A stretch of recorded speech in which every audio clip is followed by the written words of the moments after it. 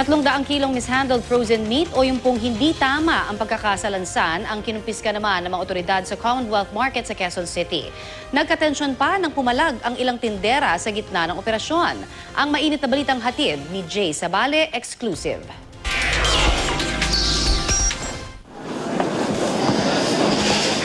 Agad tinungo ng mga operatiba ng Quezon City Veterinary Office kasama ang Quezon City Anti-Organized Crime Unit ang target area sa Commonwealth Market kung saan naroon ang mga mishandled frozen meat.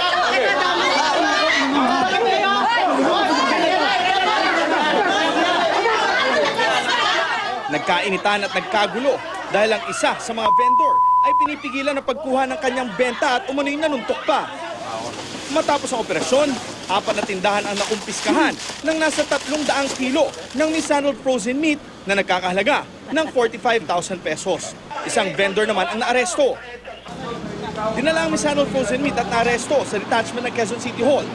Ayon sa QC Veterinary Office, kinumpiska nila ang mga karne dahil wala daw sa loob ng chiller at nakadisplay na lamang sa labas. Maaari daw itong makontamina ng bakterya. Nakita mo na po naman po natin sa palengke kung paano nakalatag yung mga karne doon. At minsan doon pa sa maruming parte ng palengke nila, inilalapag yung mga karne. So considered na contaminated meat na po yan. So kailangan pong alisin na natin sa bilihan. Ilagay niyo lang po sa freezer para legal. Depensa naman ang may-ari ng tindahan. Alam naman nila na dapat naka-chiller pero wala nang mapipwesto ng mga chiller kung lahat ilalagay doon.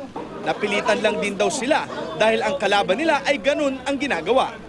Jay Sabale, GMA News.